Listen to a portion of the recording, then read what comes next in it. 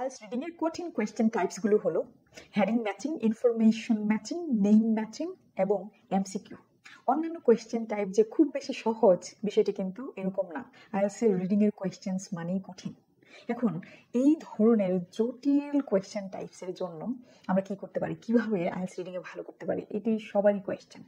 আমি অলরেডি কিছু video publish করেছি, সেগুলোতে তো অবশ্যই মনোযোগ দিবেন। আজকে এমন এক টেকনিক আপনাদের শিখিয়ে দেব, এটি যদি প্র্যাকটিস করতে পারেন ইনশাআল্লাহ আপনাদের আইএলটিএস রিডিং এর জার্নি অনেক বেশি স্মুথ হয়ে যাবে। আমি আপনাদেরকে রিকোয়েস্ট করব, ট্রিক্স এবং টিপস রিলেটেড ভিডিও না দেখে আপনি শুধু প্যারাফ্রেজিং এ গুরুত্ব দেন, কারণ আইএলটিএস রিডিং মানেই প্যারাফ্রেজিং। আপনি যে ধরনের কোয়েশ্চেন টাইপই সলভ করতে যান না কেন, আপনাকে প্যারাফ্রেজিং এ দক্ষ হতেই হবে সব ধরনের কোয়েশ্চেন টাইপের জন্য। এই প্যারাফ্রেজিং এর দুনিয়ায় আপনি যদি একদম নতুন হয়ে থাকেন, তাহলে আমি আপনাকে রিকোয়েস্ট করব অবশ্যই জেনে নিন প্যারাফ্রেজিং কি, প্যারাফ্রেজিং কিভাবে করতে হয় এবং কত ধরনের প্যারাফ্রেজিং আছে। এই ভিডিওতে আমি আলোচনা করেছি কত ধরনের প্যারাফ্রেজিং আছে এবং সেই প্যারাফ্রেজিং গুলো রাইটিংয়ে কিভাবে কাজে লাগাতে হয়। তবে এই ভিডিওর প্রথম অংশ আমি আপনাকে অবশ্যই দেখে নিতে বলবো, কারণ প্রথম অংশে আমি সব ধরনের প্যারাফ্রেজিং আলোচনা করেছি, সাথে এক্সাম্পল দিয়েছি যেগুলো রিডিং, রাইটিং, লিসেনিং, স্পিকিং সব ধরনের মডিউলে কাজে আসবে। তো আজকের ভিডিওর মূল আলোচনা হলো রিডিং এ প্যারাফ্রেজিং এর গুরুত্ব কি এবং প্যারাফ্রেজিং এ যে সব কিছু সেটি আপনাদেরকে বুঝিয়ে দেওয়া। মনে রাখবেন, আইএলটিএস লিসেনিং এ সিনোনিমাস প্যারাফ্রেজিং এবং রিওয়ার্ডিং প্যারাফ্রেজিং জানলেই অনেক ভালো করা যায়, কিন্তু আইএলটিএস রিডিং এ আপনাকে সব ধরনের প্যারাফ্রেজিংয়েই দক্ষ হতে হবে। তবে heading matching, information matching, name matching এবং এমসিকিউ এই ধরনের জটিল কোয়েশ্চেন টাইপের জন্য আমি আপনাকে 3 ধরনের প্যারাফ্রেজিং এ অনেক বেশি গুরুত্ব দিতে বলবো।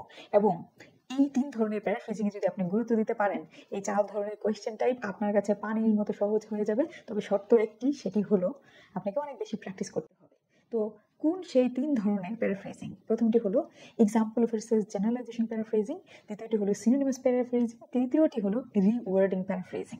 তো এই 3 ধরনের প্যারাফ্রেজিং এ যেন আপনি দক্ষ হতে পারেন এবং কিভাবে সেগুলো অ্যাপ্লাই করতে হয়, খুঁজে বের করতে হয় কোয়েশ্চেন সলভ করার জন্য, সেগুলো আমি দেখিয়ে দেবো আজকের ক্লাসে। আজকের ক্লাস আমি এভাবেই সাজিয়েছি। তবে অনেকেই বলে থাকেন যে হ্যাঁ, কোয়েশ্চেন সলভ করার পরে আমরা যখন কোয়েশ্চেনের আনসার মেলাতে যাই, তখন যে আনসারগুলো খুঁজে পাই, এগুলোর কোনো যুক্তি খুঁজে পাই না, কেন কোয়েশ্চেনের আনসার এটি হলো আর আমি যেটি দিয়েছি সেটি হলো না। এটি যদি আপনার সমস্যা থেকে থাকে, আমি জানি এটি অনেকেরই সমস্যা, আজকে তার উত্তর পেয়ে যাবেন। তো IELTS reading a paraphrasing related যে জটিল বিষয়গুলো আছে, সেগুলো আপনাদেরকে খুব সহজে বোঝানোর জন্য আমি 2 ধরনের কোয়েশ্চেন টাইপ নিয়েছি, যাতে আমি আপনাদেরকে খুব সহজেই বুঝাতে পারি যে কোয়েশ্চেন টাইপ যেরকমই হোক না কেন, আপনার প্যারাফ্রেজিংই মূল বিষয়। তো এই 2 ধরনের কোয়েশ্চেন টাইপ, একটি হলো এমসিকিউ, যেটি নিয়ে আপনাদের হাজার হাজার রিকোয়েস্ট, সেটি আজকে আমি আপনাদেরকে দিতে যাচ্ছি। দ্বিতীয়টি হলো ইনফরমেশন ম্যাচিং। তো ইনফরমেশন ম্যাচিং আমি নিয়েছি জিটির বই থেকে। জিটির বই থেকে কেন? কারণ আপনারা জানেন যে জিটির বইয়ের কোয়েশ্চেন টাইপ এবং একাডেমিকের কোয়েশ্চেন টাইপ সেম, কিন্তু ডিফিকাল্টি লেভেল ভিন্ন। মানে জিটির বইয়ের প্যারাগ্রাফগুলো বা প্যাসেজগুলো অনেক সহজ হয় এবং আনসারও খুঁজে বের করা অনেকটা সহজ হয়। তাই আমার লার্নিং ফিলোসফি অনুযায়ী আমি চেষ্টা করি সহজ কিছুকে প্রথমে উপস্থাপন করতে, যাতে আপনার মাথায় এটি সেট হয়ে যায়। তারপরে আমি জটিল বিষয়টি তুলে ধরি, যেমন একাডেমিক। টেকনিক সেম, কিন্তু একাডেমিকের যে কোয়েশ্চেনগুলো থাকে সেগুলো একটু জটিল থাকে।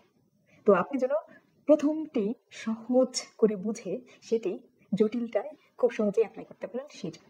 তো আমার লার্নিং ফিলোসফি অনুযায়ী আমরা প্রথমে সহজ কোয়েশ্চেন টাইপ সলভ করব, যেখানে আমরা শিখব generalisation versus example paraphrasing, synonymous paraphrasing এবং রিওয়ার্ডিং প্যারাফ্রেজিং কিভাবে বের করে ইনফরমেশন ম্যাচিং সলভ করতে হয়, এবং সেই একই টেকনিক কিভাবে আমরা ব্যবহার করে এমসিকিউ সলভ করতে পারি, এবং সেটি একাডেমিকের বই থেকে। তো এই 2 ভিন্ন ধরনের কোয়েশ্চেন টাইপ নেওয়ার একটি কারণ, সেটি হলো আমি আপনাকে বুঝিয়ে দেব প্যারাফ্রেজিং এ সব কিছু আইএলটিএস রিডিং এ, এবং এটিতেই আপনাকে গুরুত্ব দিতে হবে। তো যেমনটি কথা হচ্ছিল, জেনারেল ট্রেনিং এর বই থেকে আগে আমরা কোয়েশ্চেন সলভ করবো, তারপর হচ্ছে একাডেমিকের বই থেকে। তো প্রথমে আমরা ইনফরমেশন ম্যাচিং কোয়েশ্চেন সলভ করতে যাচ্ছি। এখানে কোয়েশ্চেন আছে 8 থেকে 14, আমি 8 থেকে 12টি কোয়েশ্চেন আপনাদেরকে সলভ করে দেখাবো, এবং এখানে example versus generalisation paraphrasing, rewarding paraphrasing এবং সিনোনিমাস প্যারাফ্রেজিং এর ভূমিকা কি, এগুলো আলোচনা করবো। আর ইনফরমেশন ম্যাচিং সম্পর্কে যদি বেসিক ধারণা পেতে চান, এবং আমি মনে করি ইনফরমেশন ম্যাচিং সম্পর্কে আপনার 6টি বিষয় অবশ্যই জানা উচিত, বিশেষ করে একাডেমিকের জন্য। তো এই ভিডিওটি দেখে নেবেন।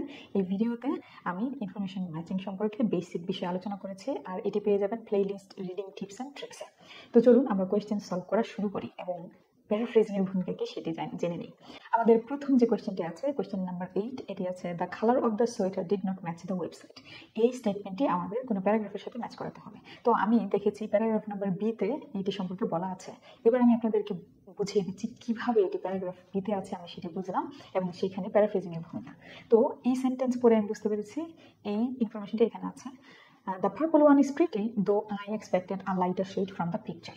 তো এটা আমরা যদি কোয়েশ্চেনটা একটু অ্যানালাইজ করি, the colour of the sweater did not match the website, এখানে আমাদের কিওয়ার্ড হলো কালার, ডিড নট ম্যাচ, আর হচ্ছে ইমেজ, এগুলো আমাদের হচ্ছে কিওয়ার্ড। তো কালার শব্দটি যদি আমরা ডিরেক্টলি প্যারাগ্রাফের সাথে ম্যাচ করাতে চাই, আপনি গিয়ে দেখবেন কালার শব্দটি নাই। তো এই জন্য কখনোই ওয়ার্ড ফর ওয়ার্ড ম্যাচ করাতে যাবেন না, কারণ বিপদে পড়বেন। ওয়ার্ড ফর ওয়ার্ড ম্যাচ করলেও সেটি ম্যাক্সিমাম টাইমে আনসার হয় না। তো কালার শব্দটি নাই, কিন্তু দেখতে পাচ্ছি পার্পল শব্দটি আছে। তো পার্পল একটা কালারের নাম। এইখানেই হচ্ছে এক্সাম্পল ভার্সেস জেনারেশন প্যারাফ্রেজিং হয়েছে। তো এখন বুঝিয়ে দিই এক্সাম্পল ভার্সেস জেনারেশন প্যারাফ্রেজিং আমি বলতে কি বোঝাচ্ছি। জেনারেলাইজেশন হচ্ছে কালার। কালার অনেক রকমের হতে পারে। সব কালারকে আমরা একসাথে কি বলি? কালার বলি, তাই না? সব ধরনের লাল, নীল, সবুজ, রং ধরনের সব রঙকে একসাথে ইংলিশে কালার বলা হয়। এটা একটা জেনারেল টার্ম, আর এটা একটি উদাহরণ হলো পার্পল। তো কোয়েশ্চেনে কালার শব্দটি ব্যবহার হলেও এক্সাম্পল প্যারাফ্রেজিং করে প্যারাগ্রাফে পার্পল শব্দটি ব্যবহার করা হয়েছে। তাই আমরা বুঝতে পারলাম এটি জেনারেলাইজেশন ভার্সেস এক্সাম্পল প্যারাফ্রেজিং হয়েছে। তার মানে আপনাকে মনে রাখতে হবে, কোয়েশ্চেনে যদি জেনারেলাইজেশন টার্ম ব্যবহার করা হয় আর প্যারাফ্রেজিং করা হবে প্যারাগ্রাফে গিয়ে এক্সাম্পল দিয়ে, এটি আপনাকে মনে রাখতে হবে। এটি এখানে তাই হয়েছে। তার মানে এই লাইনে আমাদের আনসার থাকার সম্ভাবনা আছে, যেহেতু কালারের এক্সাম্পল আমরা পেয়ে গেছি পার্পল। তারপরে ডিড নট ম্যাচ কিভাবে প্যারাফ্রেজিং হয়েছে, ইমেজ কিভাবে প্যারাফ্রেজিং হয়েছে সেটি বলি। প্রথমে ইমেজের কথায় আসে। ইমেজ হচ্ছে পিকচার, সরাসরি সিনোনিমাস ওয়ার্ড দিয়ে প্যারাফ্রেজিং করেছে, এটাও ম্যাচ হলো। এবার ডিড নট ম্যাচ যে প্যারাফ্রেজিং করেছে এটি দারুণ, এটি রিওয়ার্ডিং প্যারাফ্রেজিং, মানে একটু ঘুরিয়ে বলা, সেম কথাই ঘুরিয়ে বলা। হ্যাঁ, প্যারাফ্রেজিং মানে সেম কথা ঘুরিয়ে বলা, কিন্তু কাইন্ডস আছে। তো এই রিওয়ার্ডিং কীভাবে হয়েছে দেখেন এখানে বলা আছে though I expected a lighter shade from the picture. এটি হচ্ছে আমাদের প্যারাগ্রাফে আছে। দো আই এক্সপেক্টেড, এরকম কথা আমরা কখন বলি? আমি এরকম আশা করেছিলাম। তারপরের কথাটা হবে যে যেরকম আশা করেছিলাম সেরকম পাইনি। তার মানে আমার এক্সপেকটেশনের সাথে রিয়েলিটি ম্যাচ করেনি। এই যে ম্যাচ করেনি বুঝাচ্ছে, এটাই হচ্ছে ডিড নট ম্যাচ। এই অংশটুকু, এক্সপ্রেশনটুকু আসলে এইভাবে ব্যাখ্যা করা হয়েছে বা রিওয়ার্ডিং করা হয়েছে। এই যে প্যাচ, কথার প্যাচ আপনি ধরতে পারেন কিনা, আপনি কতটুকু প্রফিশিয়েন্ট এই ধরনের কথা কেউ যদি লিখে বা বলে, সেটা পড়ে আপনি বুঝতে পারেন কিনা বা শুনে বুঝতে পারেন কিনা, এটা আইএলটিএস লিসেনিং এবং রিডিংয়ে টেস্ট করা হয়। That's it. তো এখানে একই কোয়েশ্চেনে আমরা 3 ধরনের প্যারাফ্রেজিং পেলাম: এক্সাম্পল ভার্সেস জেনারেশন প্যারাফ্রেজিং, দেন রিওয়ার্ডিং প্যারাফ্রেজিং এবং সিনোনিমাস প্যারাফ্রেজিং। এইভাবে আনসার ধরার চেষ্টা করেন এবং লাস্টে গিয়ে আপনার কখনোই মনে হবে না যে আনসার কি আমি বুঝতে পারছি না। তো চলুন কোয়েশ্চেন নাম্বার 9 সলভ করি। কোয়েশ্চেন নাম্বার 9 আছে the customer took some time to decide on the purchase. এখানে দারুণ একটি প্যারাফ্রেজিং হয়েছে। এই প্যাচ বুঝতে পারলেও আপনার অনেক সমস্যার সমাধান হয়ে যাবে। তো এটি আমি পেয়েছি প্যারাগ্রাফ নাম্বার এতে, এবং কীভাবে বুঝলাম এটি আছে সেটি ব্যাখ্যা করি। আমাদের কোয়েশ্চেন হলো the customer took some time to decide on the purchase. আমরা কিওয়ার্ড দাগিয়েছি took some time to decide এবং পারচেস। এবার চলুন মিলিয়ে নিই। এখানে রিওয়ার্ডিং প্যারাফ্রেজিং হয়েছে। তো আমি পড়লাম I spend a while thinking about. এই যে I spend a while and took some time, same meaning, just একটু অন্যভাবে বলা হয়েছে। এই বিষয়টি আপনি কত দ্রুত ধরতে পারেন সেটি টেস্ট করা হয়। তো স্পেন্ড আ ওয়াইল থিঙ্কিং, আ ওয়াইল মানে কিছুক্ষণ বা একটু ভালোই সময় নেওয়াকে আ ওয়াইল বলে। তো স্পেন্ড সাম ওয়াইল মানে কিছু সময় ব্যয় করা, থিঙ্কিং চিন্তা করতে। তো আমি চিন্তা করতে কিছু সময় নিয়েছিলাম এবং টুক সাম টাইম টু ডিসাইড আমি ডিসিশন নিতে কিছু সময় নিয়েছিলাম, একই মিনিং দিচ্ছে। এটাকে বলা হচ্ছে রিওয়ার্ডিং। এটি আপনাকে ধরতে হবে এবং কত দ্রুত ধরতে পারেন সেটার উপর আপনার টাইম ম্যানেজমেন্ট রিডিংয়ে নির্ভর করবে এবং খুব সহজেই আপনি আনসার মেক করতে পারবেন। আর বাই মানে পারচেস, এখানে বাইং ব্যবহার করা হয়েছে আর এখানে purchase. So I spend a while thinking about buying this sweater, আর এখানে আছে the customer took some time to decide on the purchase. Buying the sweater আর পারচেস এখানে নাউন হিসেবে ব্যবহৃত হয়েছে। তো এইভাবে প্যারাফ্রেজিং রিলেটেড চিন্তা করেন, তাহলে আপনার রিডিং অনেক সহজ হয়ে যাবে। যেমনটা বলেছিলাম পানির মতো, তবে প্র্যাকটিস অনেক করতে হবে। তো চলুন কোয়েশ্চেন নাম্বার 10 সলভ করি। কোয়েশ্চেন নাম্বার 10 সলভ করতে একটু ব্যাক পেতে হবে, কারণ এখানে হাই লেভেলের প্যারাফ্রেজিং হয়েছে। তো চলুন দেখি এটি কীভাবে সলভ করা যায়। তো আমাদের কোয়েশ্চেন আছে the customer initially bot the wrong size. এখানে ইনিশিয়ালি বট এবং দ্য রং সাইজ এগুলো হচ্ছে আমাদের কিওয়ার্ড। এটা আমরা কীভাবে ম্যাচ করলাম দেখেন। সাইজ শব্দটি যদি আমি প্রথমে চিন্তা করি, সাইজ শব্দটি এখানে কোথাও প্যারাগ্রাফে ব্যবহার করা হয়নি। কিন্তু মিডিয়াম শব্দটি ব্যবহার করা হয়েছে। দেখেন সাইজ অনেক রকমের হয়ে থাকে, স্মল, মিডিয়াম, লার্জ, এরকম অনেক রকমের হয়। তার মানে সাইজ হচ্ছে একটা জেনারেল টার্ম, এটা প্যারাফ্রেজিং করা হয়েছে মিডিয়াম দিয়ে, তার মানে মিডিয়াম হচ্ছে এক্সাম্পল। অনেকগুলো সাইজের মধ্যে একটি সাইজ হচ্ছে মিডিয়াম, তার মানে এক্সাম্পল ভার্সেস জেনারেলাইজেশন প্যারাফ্রেজিং হয়েছে। কোয়েশ্চেনে আছে জেনারেলাইজেশন আর প্যারাগ্রাফ ব্যবহার করা হয়েছে এক্সাম্পল, তার মানে বোঝা গেল যে এই লাইনে এই আনসারটি থাকতে পারে। হ্যাঁ, তা আমরা করতে পারি I opted for the medium. এই আই অপটেড ফর মানে আমি প্রাথমিকভাবে কি করেছি, পছন্দ করি কি মিডিয়াম সাইজ, বাট এখানে যেহেতু বাট আছে তার মানে এখানে আনসার আছে, কিন্তু ইট ওয়াজ টু টাইট। তার মানে মিডিয়াম সাইজ আমি পছন্দ করলেও এটা টাইট ছিল। তাহলে the customer initially bot the wrong size, বোঝা গেল যে হ্যাঁ মিডিয়াম সাইজ টাইট হলে নিশ্চয়ই সে পরবর্তীতে এটা চেঞ্জ করে অন্য একটা সাইজ নিয়েছে যেটা তার হয়। তার মানে রং সাইজ কীভাবে বুঝলাম, ইট ওয়াজ টু টাইট। এখানে আপনাকে ভাবার তো বুঝতে হবে যে রং সাইজ শব্দটি এখানে কোথাও নেই, কিন্তু মিডিয়াম যেহেতু তার ফিট করেনি তার মানে এটি রং সাইজ ছিল, এই অর্থে আনসার এটি। আমরা পরের কোয়েশ্চেনে যাবো। আমাদের পরের কোয়েশ্চেন আছে the customer change her mind about returning a sweater. এখানে হাই লেভেলের প্যারাফ্রেজিং হয়েছে, একটু বোঝার চেষ্টা করেন কীভাবে এক্সপ্লেন করি। তো এটি হচ্ছে আমাদের কোয়েশ্চেন। প্যারাগ্রাফ পড়ে আমি পেয়েছি যে এই সেন্টেন্সের এই আনসারটি আছে, the customer change her mind about returning a sweater. তো এখানে চেঞ্জ হার মাইন্ড এটি হচ্ছে আমাদের কিওয়ার্ড, আর রিটার্নিং আ সোয়েটার এটি হচ্ছে আমাদের আরেকটি কিওয়ার্ড। তো আমরা যদি পড়ি I bought the deep blue and the charcoal grey. এটি সে কিনে with every intention। তো ইন্টেনশন মানে কি, আপনার মনের অবস্থাটা কি, আপনার মন কি বলে, আপনার মনে কি আছে। তার মানে এখানে হাই লেভেলের প্যারাফ্রেজিং মানে হাই লেভেলের রিওয়ার্ডিং হয়েছে এখানে উইথ এভরি ইন্টেনশন। এটাকে একদম ভাবার্থভাবে মাইন্ড এর সিনোনিমাস হিসেবে ব্যবহার করা হয়েছে। তার মনে, কাস্টমারের মনে ছিল যে আমি দুটোই অর্ডার দিই, দুটোই আনবো, এবং আমার ইন্টেনশন হলে যে কোনো একটি ফেরত দেবো এটি। তারপরে কি হয়েছে, sending one of them back with every intention of sending one of them back, একটি আমি ফেরত দেবো। That didn't happen of course. তো দেখেন এটা অবশ্য হয়নি, আগেই কিন্তু সে বলে দিয়েছে যে এগুলোর একটি সে ফেরত দেবে, কিন্তু এটা হয়নি। এটা হয়নি বলতে কি বোঝালো, মানে সে ফেরত দেয়নি, সে দুটোই রেখে দিয়েছে। এই যে ভাবার্থ, এই যে মিনিং, অর্ধেক, এখানে যে অর্ধেক মনে হচ্ছে কথা, আসলে কথা অর্ধেক না, আমরা কথা বলার সময় এরকম কথা বলি। তো সেই অর্থে কিন্তু বোঝা যাচ্ছে যে সেন্ডিং দেম ব্যাক মানে রিটার্নিং এটা সিনোনিমাস হয়েছে, এবং did not happen change her mind. এই দ্যাট ডিড নট হ্যাপেন মানে সে তার যে ইন্টেনশন ছিল সেই ইন্টেনশন সে এক্সিকিউট করে নাই, তার মানে ডিড নট হ্যাপেন। এই অর্থে চেঞ্জ হার মাইন্ড এর রিওয়ার্ডিং প্যারাফ্রেজিং হয়েছে। এই যে প্যাচ, এই প্যাচ আপনাকে ধরতে হবে। তো এই বছর আমরা লাস্ট কোয়েশ্চেন সলভ করি। লাস্ট কোয়েশ্চেনটা হলো the customer bought a bigger size than she usually does. তো এটি আমি কোন অংশে পড়ে পেয়েছি, সেটি হলো I tend to take medium but went for large. এখানে একদম ডিরেক্টলি এটাই বলা আছে। তো কীভাবে প্যারাফ্রেজিং হয়েছে সেটাই বোঝার বিষয়। তো আমার কিওয়ার্ড হলো bought a bigger size and usually does, এটি হচ্ছে আমার কিওয়ার্ড এগুলো। তো আই টেন্ড টু এটি হচ্ছে ডিরেক্টলি ইউজুয়ালি এর সিনোনিমাস প্যারাফ্রেজিং। মানে ইউজুয়ালি মানে সচরাচর করে এরকম কিছু বোঝাতে ইউজুয়ালি ব্যবহৃত হয়, টেন্ড টু মানেও সচরাচর করে এরকম কিছু বোঝাতে টেন্ড টু শব্দগুলো বা ফ্রেজটি ব্যবহৃত হয়। তার মানে এটি সরাসরি একটি আরেকটির সিনোনিম, তার মানে সিনোনিমাস প্যারাফ্রেজিং। তার মানে বুঝতে পারলাম যে I tend to and usually same meaning দিচ্ছে, তার মানে এখানে আমার আনসার আছে। So I tend to take medium, সে সচরাচর মিডিয়াম নেয়, তো সে ইউজুয়ালি মিডিয়াম নেয়, বাট ওয়েন্ট ফর লার্জ, কিন্তু এইবার সে ওয়েন্ট ফর লার্জ এবং বাইং সেম মিনিং দিচ্ছে, এটাকে রিওয়ার্ডিং। বট কেন ওয়েন্ট ফর, এটা কন্টেক্সচুয়াল অর্থে বোঝায় যে আই ওয়েন্ট ফর মানে আই বট, সেম মিনিং দেয়।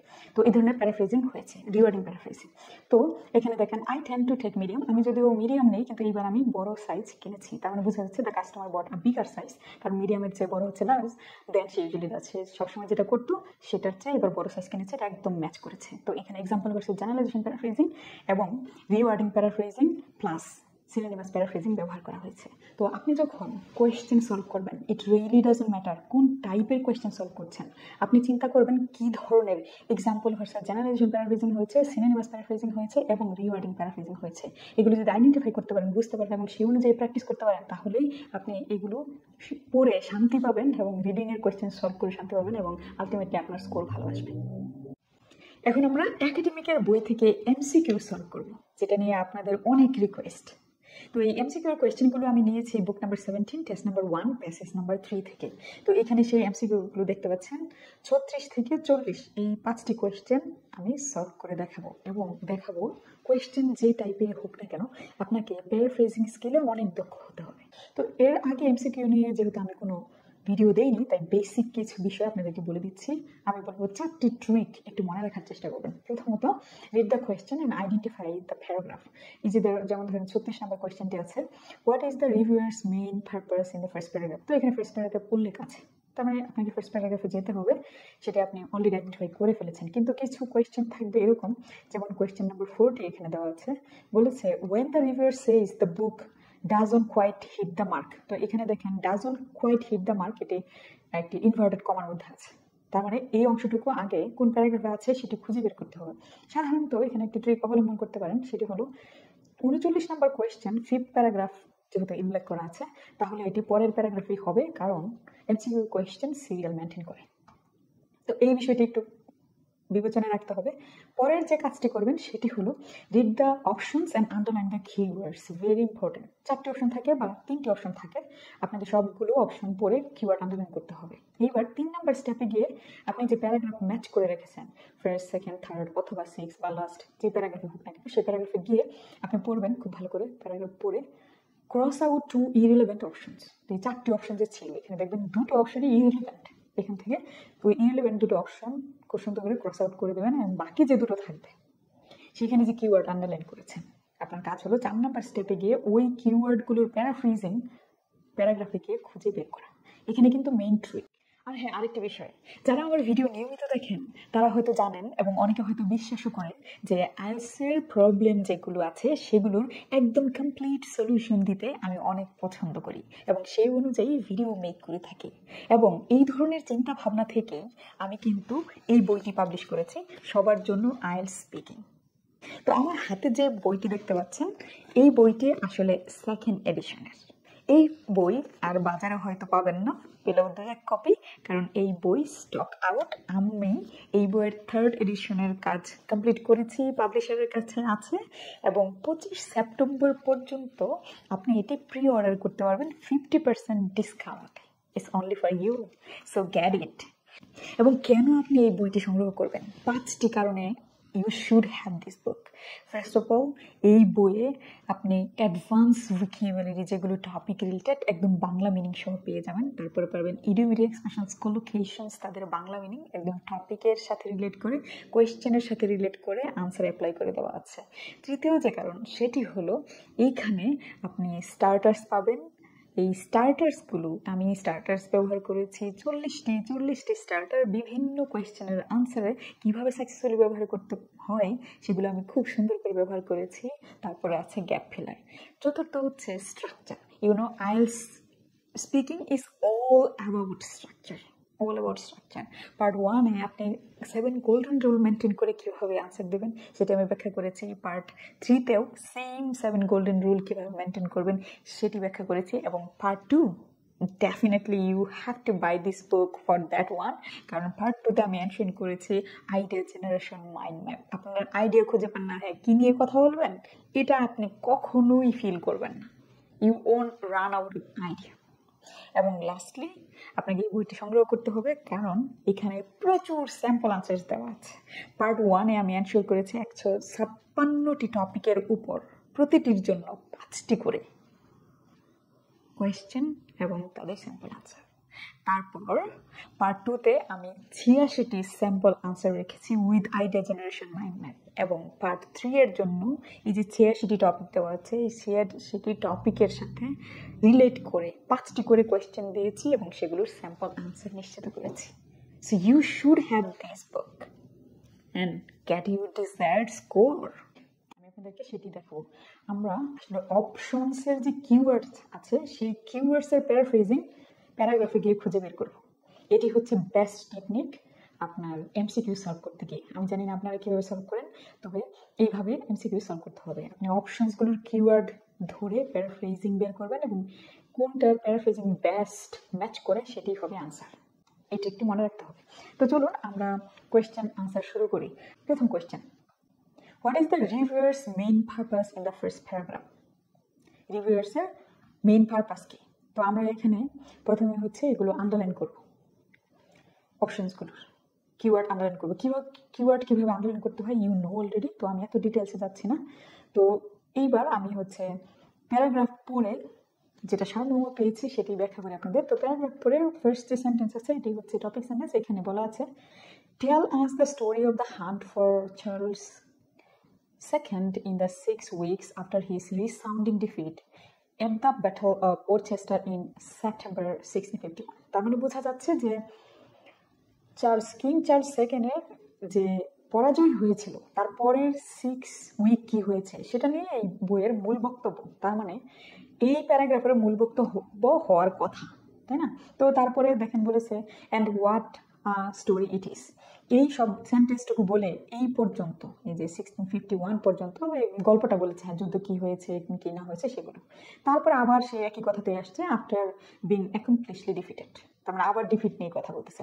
তো এই ডিফিট হওয়ার পরে কি হয়েছে, এই চার্লস সেকেন্ড যে আছে তার বয়স তখন 21 বছর, তাকে ধরার জন্য যেটাকে বলা হয় ম্যানহান্ট মানে ধরার জন্য ঘোষণা করা যে তোমাকে অ্যারেস্ট করা হবে এরকম, এবং হিউজ পরিমাণে কি করা হয়, উপহার দেওয়া হবে সেটিও ঘোষণা করা হয়। তারপরে সে কিভাবে এখান থেকে পালিয়ে যায় এবং ফ্রান্সে গিয়ে রিফিউজি হয় সেটার বর্ণনা দেওয়া হচ্ছে। তার মানে অল অ্যাবাউট এখানে ডিফিট হওয়ার পরের সপ্তাহ কি হয়েছে সেটা নিয়ে আলোচনা করতেছি, এটা মূল বিষয়। এখন এবার আমার ম্যাচ করাতে হবে কিভাবে অপশনসগুলোর সাথে এটি বেস্ট ম্যাচ করে। তো আমার অপশন নাম্বার বি হচ্ছে বেস্ট ম্যাচ করেছে। কিভাবে সেটি বলি। তো এখানে অপশনগুলো আমরা দেখতে পাচ্ছি, আমাদের কিওয়ার্ড হলো সার্কামস্ট্যান্সেস অ্যান্ড এসকেপ, এটি হচ্ছে আমাদের কিওয়ার্ড। তো সার্কামস্ট্যান্স শব্দটি একটি জেনারেলাইজেশন টার্ম। এটির এক্সাম্পল প্যারাফ্রেজিং আপনি যদি প্যারাগ্রাফে গিয়ে পড়া শুরু করেন তাহলে দেখতে পারবেন আছে। তো এখানে আমি বুঝিয়ে দিই কীভাবে সেটি আছে। তো জেনারেশন টার্ম হচ্ছে সার্কামস্ট্যান্স, আর এক্সাম্পল হিসেবে ব্যবহার করা হয়েছে ডিফিট, ম্যানহান্ট, এক্সাইল টু ফ্রান্স, মানে পরাজয়, তারপরে ম্যানহান্ট তাকে ধরার জন্য যে ঘোষণা দেওয়া সেটি, তারপরে এক্সাইল টু ফ্রান্স তাকে ফ্রান্সের নির্বাসন দেওয়া, এই সবগুলো কিন্তু সার্কামস্ট্যান্সেসের ব্যাখ্যা দেওয়া হয়েছে এবং সার্কামস্ট্যান্সেস আছে এখানে এস দেওয়া আছে প্লুরাল। সুতরাং এটির এক্সাম্পল হিসেবে ম্যানহান্ট, ডিফিট, এক্সাইল টু ফ্রান্স এগুলো সার্কামস্ট্যান্স এই প্যারাগ্রাফে ব্যাখ্যা করা আছে, যেটি এই অপশনটি the account of circumstances leading to escape নিয়ে তো এতক্ষণ কথা হচ্ছে যে সে ফ্রান্সে কীভাবে এসকেপ করে সেটি নিয়ে বর্ণনা করা আছে। কিন্তু অন্যান্য যে অপশনসগুলো আছে আপনি নিজে পড়ে দেখবেন সেগুলো কোনোভাবেই এরকম ম্যাচ করে না, প্যারাফ্রেজিং অনুযায়ী ম্যাচ করে না। তাই এটির আনসার হয়েছে বি। কীভাবে প্যারাফ্রেজিং করেছি, জেনারেশন প্যারাফ্রেজিং। জেনারেশন টার্মটি কি, সার্কামস্ট্যান্সেস। কী কী সার্কামস্ট্যান্সেসের উদাহরণ এখানে দেওয়া হয়েছে, ডিফিট, ম্যানহান্ট, এক্সাইল টু ফ্রান্স। তাই আমরা বুঝে নিয়েছি যে account of circumstances leading to escape মানে চার্লস এর এসকেপের জন্য কী কী সার্কামস্ট্যান্সের লিড করেছে তাকে, সেটির ব্যাখ্যায় প্যারাগ্রাফে বর্ণনা করা হয়েছে। এবার আমরা পরের কোয়েশ্চেনে যাব। পরের কোয়েশ্চেন হচ্ছে, why does the reviewer's include examples of fugitive behaviours in the third paragraph. এখানে বুঝতে হবে যে রিভিউয়ার কেন তার কথায়, তার বর্ণনায় ফিজিটিভ বিহেভিয়ার্স ইনক্লুড করেছে। কেন উত্তর খুঁজতেছি আমরা, ফিজিটিভ বিহেভিয়ার গেলেই পাবো, কিন্তু কেন করেছে সেটি হচ্ছে মেন প্রশ্ন। এখন ফিজিটিভ যদি না বোঝেন তাহলে একটু ঝামেলা আছে, তো অনেক ওয়ার্ড মিনিং শিখতে হবে আপনি রিডিংয়ে যদি ভালো করতে চান। একটি ওয়ার্ডের মিনিং না জানলে দেখবেন একটি কোয়েশ্চেনের আনসার করতে পারছেন, এরকম হয় অনেক ক্ষেত্রে। তো ফিজিটিভ বিহেভিয়ার হচ্ছে, ফিজিটিভ মানে বোঝায় a person who has escaped from a place or hiding, এটাকে বলতে হয় ফিজিটিভ। তো এসকেপ করার জন্য যে স্টেপসগুলো চার্লস নিয়েছিল সেটিকে তার ফিজিটিভ বিহেভিয়ার বলা হচ্ছে। তো এসকেপ করার জন্য যেমন আপনি কোন একটা রিনাউন্ড পারসন কোনো জায়গা থেকে পালিয়ে যাবেন, তো কিছু স্টেপ তো আপনাকে নিতে হবে যাতে কেউ আপনাকে রিকগনাইজ করতে না পারে, সেই স্টেপগুলো সে নিয়েছে। তো এটা পরে আমরা প্রথমে কিওয়ার্ড ধরে ধরে প্যারাগ্রাফের এখানে কোন অংশে ফিজিটিভ বিহেভিয়ার এক্সাম্পল আছে সেটি খুঁজে বের করতে হবে, তারপরে আমরা ডিসাইড করবো এটি কেন সে ব্যবহার করেছে। তো ফিজিটিভ বিহেভিয়ার্স এখানে আমরা দেখতে পাচ্ছি থার্ড লাইনে ফিজিটিভ ডুইংস এখানে নাউন হিসেবে ব্যবহার করা হয়েছে। ফিজিটিভ বিহেভিয়ার্স আর ফিজিটিভ ডুইংস একই কথা, জাস্ট প্যারাফ্রেজিং করা হয়েছে। এটি কি ধরনের প্যারাফ্রেজিং, সিনোনিমাস প্যারাফ্রেজিং। এবার প্রোভাইডস ডিলিশিয়াস ডিটেল কোনো কিছু খেলে আমরা ডিলিশিয়াস বলি, কিন্তু ডিলিশিয়াস ডিটেল মানে কি, মানে খুব মজার বর্ণনা। এটি কিন্তু ল্যাঙ্গুয়েজের বিউটি, আপনি কতটা পারদর্শী ল্যাঙ্গুয়েজের যে কারিশমা ব্যবহার করা হয়, ল্যাঙ্গুয়েজের যে জুইসি ডিটেলস ব্যবহার করা হয় সেটি আপনি কতটুকু বুঝেন সেটি কিন্তু রিডিংয়ে টেস্ট করা হয় এবং লিসেনিংয়ে টেস্ট করা হয়। যে একটি কথা আমরা অনেকভাবে বলতে পারি যে ডিলিশিয়াস কথাটির যে ডিটেলসের সাথে কোলোকেশন হতে পারে সেটি আপনি ধরতে পারেন কিনা বা এটার মানে বুঝেন কিনা সেগুলোই এখানে আসলে চেক করা হচ্ছে। তো প্রভার্বস ডেলিশিয়াস ডিটেল কি ধরনের?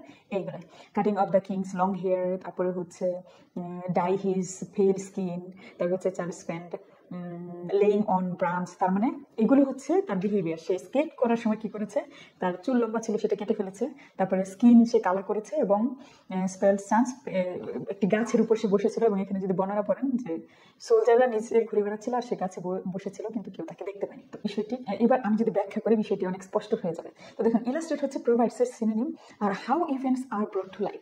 তো এই যে এক্সাম্পলগুলো দেওয়া হয়েছে ফিজিটিভ বিহেভিয়ারের, যে চুল কেটে ফেলা, রং করা, গায়ের রং করা, তারপর গাছে পালিয়ে থাকা, এগুলো হচ্ছে ইভেন্টস। তো ইভেন্টস মানে ঘটনা, অনেকগুলো ঘটনাকে একসাথে ইভেন্টস বলা হচ্ছে। তো ইভেন্টস হচ্ছে জেনারেলাইজেশন একটি টার্ম। তো ইভেন্টস এর এক্সাম্পল হচ্ছে cutting hair, dyeing skin, hiding in the tree, এগুলো হচ্ছে এক্সাম্পল।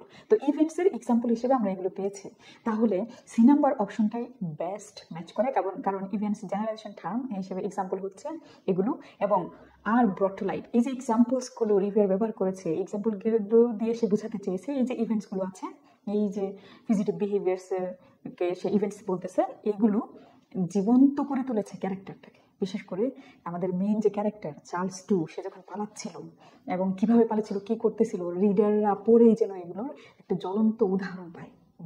ব্রট টু লাইফ মানে একটা ক্যারেক্টারকে জীবন্ত করে তুলেছিল। এই জন্য এই সি নাম্বার হচ্ছে বেস্ট ম্যাচ করে, অন্যগুলো বেস্ট ম্যাচ করে না কেন? কারণ আপনি দেখবেন বাকি তিনটির কোনোটারই ওইভাবে প্যারাফ্রেজিং ম্যাচ করে না। এবার আমরা 38 নম্বর কোয়েশ্চেন সলভ করবো, আর সেটা হলো what point does the reviewer make about Charles two in the 4th paragraph. তো এখানে আপনাকে কোয়েশ্চেনটি খুব ভালো করে বুঝতে হবে। এখানে জিজ্ঞেস করছে হোয়াট পয়েন্ট, পয়েন্ট মানে এখানে অপিনিয়নের সিনোনিম হিসেবে ব্যবহার করেছে, যে অপিনিয়ন কি দিয়েছে রিভিউয়ার চার্লস টু সম্পর্কে এই প্যারাগ্রাফে, এটি হচ্ছে আমাদের খুঁজে বের করতে হবে। তো এই প্যারাগ্রাফে যদি আপনি পুরোটাও পড়ে ফেলেন, লাস্ট লাইনের আগ পর্যন্ত, যে অংশটুকু আমি নীল কালি করে রেখেছি, এই পর্যন্ত আপনি দেখবেন যে সে তার অপিনিয়ন এখনো পর্যন্ত দেয়নি, কিন্তু লাস্ট লাইনে ইট ইজ হার্ড টু ইমাজিন, এইখানে সে তার অপিনিয়ন দিয়েছে। এটা কিভাবে বুঝলাম? এটি আসলে বোঝাচ্ছে এই অংশটুকু, ইট ইজ হার্ড টু ইমাজিন, হ্যাঁ এটা আমার পক্ষে বা সবার পক্ষে ইমাজিন করা অসম্ভব, এখানে সে তার মতামত দিয়েছে। তো আমরা এই লাইনটা স্টকে রাখবো, কারণ এই লাইনটিতে আসলে সে তার অপিনিয়ন দিয়েছে, এবং কেন সেই অপিনিয়ন মেক করলো চার্লস টু সম্পর্কে, সেটির জন্য আমাদের আরো উপরের 2-3 লাইন পড়তে হবে। তো এবার চলুন কিভাবে অপশনসগুলো থেকে আমরা জেনারেলাইজেশন ভার্সেস এক্সাম্পল প্যারাফ্রেজিং দিয়ে এটি ম্যাচ করাতে পারি সেটি দেখে নিই। তো দেখেন প্রথম অপশনটি হচ্ছে celebrated what was A defeat, এটি, তারপরে মিসআন্ডারস্টুড অপিনিয়ন্স, এই যতগুলো অপশন আছে বাকি তিনটি, এটি হচ্ছে আনসার। এ নাম্বার আগে বলে দেয়, বাকি তিনটি যদি আপনি মেলাতে যান, এক্সাম্পল ভার্সেস জেনারেলাইজেশন প্যারাফ্রেজিং বা যে কোনো ধরনের প্যারাফ্রেজিং, কোনোটিই ম্যাচ করে না। ম্যাচ করে এটি কিভাবে সেটি বলে দিই। জেনারেলাইজেশন টার্ম হলো সেলিব্রেট, সেলিব্রেটেড অথবা সেলিব্রেশন, যেটি নেন এটা ভার্ব, এটা নাউন, যেটি নেন না কেন এটা একটি জেনারেল টার্ম। আমরা অনেকভাবে কোনো কিছু সেলিব্রেট করতে পারি। তো এখানে দেখবেন চার্লস টু কিভাবে সেলিব্রেট করেছিল সেই বর্ণনাগুলো আছে। যেমন ধরেন এখানে আছে, there was to a new order of chivalry, chivalry তার নিজেই সে একটি উপাধি দেয়, সেটা হচ্ছে knight of the royal oak, কারণ ওকটির মধ্যে সে পালিয়েছিল, পালিয়ে গিয়ে ওকটি তাকে বাঁচিয়েছে, তো এই জন্য সে তাকে ওকটির নাইট মনে করতেছে। তারপরে হচ্ছে সে পেইন্টিং দিয়ে অনেক বিশাল এক পেইন্টিং আঁকে অর্ডার দিয়ে, সেই পেইন্টিং আঁকার মাধ্যমে সে সেলিব্রেট করে সে কীভাবে পালিয়েছিল ওই পেইন্টিংয়ের মাধ্যমে দেখানো হয়েছে, এবং সেটা স্বর্গের দিকে ধাবিত হচ্ছে, এরকম কিছু বোঝাচ্ছে। তো এগুলো হচ্ছে সেলিব্রেশন। তো এখানে আমি লিখে রেখেছি যে এক্সাম্পল জেনারেশন টার্ম হচ্ছে সেলিব্রেশন বা সেলিব্রেটেড, কে চার্লস টু সেলিব্রেট করেছে। আমাদের এক্সাম্পল কি কি সেলিব্রেশনের? Paintings, royal oak tree, order of the chivalry and enthusiastic retailing. এবং সে এই যে গল্প, তার পালানোর গল্প, সে খুব সুন্দর করে মানুষকে বলে, এটা কিন্তু ওয়ান অফ দ্য সেলিব্রেশন। কারণ আমরা আমাদের কৃতিত্বগুলো কি করতে চাই, বলে বলে সেলিব্রেট করতে চাই, সেটা সে করেছে। তার মানে এই সেলিব্রেটেড এটি মিলেছে আমাদের এক্সাম্পল ভার্সেস জেনারেশন প্যারাফ্রেজিং হিসেবে। এখানে জেনারেশন টার্ম ব্যবহার করা হয়েছে, কিন্তু এক্সাম্পল হিসেবে কি কি ভাবে সেলিব্রেট করছে সেগুলো দেওয়া আছে। এবার হোয়াট ওয়াজ এ ডিফিট, এটা কোথায় ম্যাচ করলো? এটা এখানে, it is hard to imagine many other things marking the lowest point. এই যে marking the lowest point, what do you mean by lowest point in their life? Lowest point in their life, lowest point হচ্ছে মানুষের জীবনে defeat, পরাজয়। এটির একদম rewording paraphrasing হয়েছে। Lowest point of their life means defeat. কোনো মানুষের lowest পয়েন্টকে paraphrasing করা যায় রিওয়ার্ডিং হিসেবে, সেটা হচ্ছে ডিফিট। এটি হিসেবে প্যারাফ্রেজিং। সো সে সেলিব্রেট করেছে, যে ডিফিটকে কীভাবে সেলিব্রেট করেছে সেটি এখানে এই প্যারাগ্রাফে বর্ণনা করা হয়েছে, এবং এটি নিয়েই সে কী করেছে, মন্তব্য করেছে, অপিনিয়ন দিয়েছে তার। এই হলো মূল আলোচনা। তো কিভাবে আমি এই example versus generation paraphrasing underline করছি এবং সেগুলো ম্যাচ করেছি, এভাবে সেমভাবে ট্রাই করেন। আপনি প্রথমে অপশন সবগুলো পড়বেন, কিওয়ার্ড ধরে ধরে এইবার এক্সাম্পল ভার্সেস জেনারেশন প্যারাফ্রেজিং বা যে কোনো ধরনের প্যারাফ্রেজিং ম্যাচ করাবেন, তারপরে আনসার নেবেন। আপনার এমসিকিউ ইনশাআল্লাহ সবগুলোই হবে। এবার কোয়েশ্চেন সলভ করবেন। নাম্বার কোয়েশ্চেনটি হলো, what does the reviewer say about Charles Spencer in the 5th paragraph? মানে রাইটার সম্পর্কে কি বলেছে এটা। তো এখানে আমরা প্রথম লাইনে এটা খুবই ব্যাকগ্রাউন্ড একটা ইনফরমেশন, পরে বলেছে হিজ স্পেসি রিডেবল, এই যে নীল কালের অংশটুকু এইখানে রাইটার সম্পর্কে বলেছে রিভিউয়ার, মানে চার্লস স্পেন্সার সম্পর্কে বলেছে। তো এখানে বলতে গিয়ে আমরা যদি কিওয়ার্ড ধরে যদি প্যারাফ্রেজিং করি, সো ডিসিশন সারপ্রাইজিং এটা নিয়ে কিছু বলে না, would be better with more details, no language suitable for 21st century। হ্যাঁ, ল্যাঙ্গুয়েজ নিয়ে কথা বলেছে, এটা পাওয়া যায় এইখানে।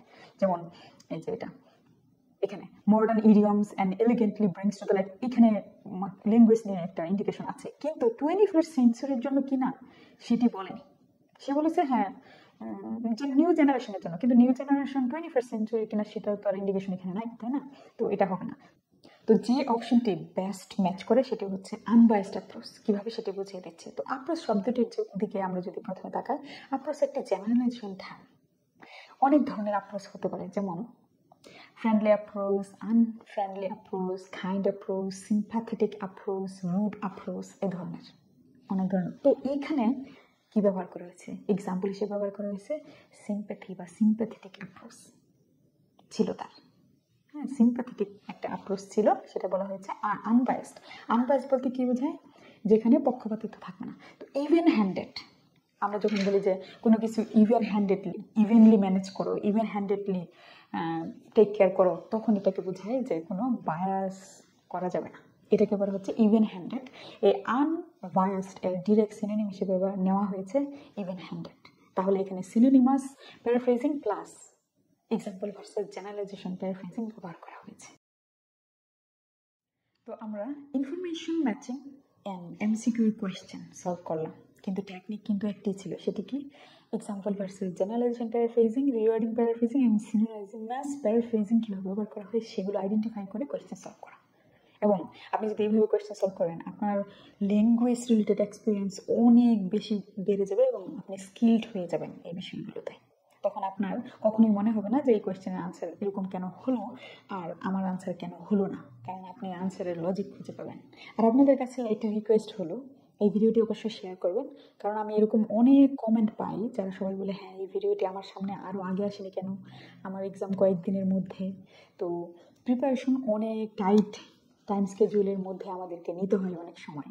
তো সেই ব্যক্তি যেন রাইট টাইমে এই ধরনের ভিডিও পায়, তার লাইফ চেঞ্জিং ভিডিও হতে পারে।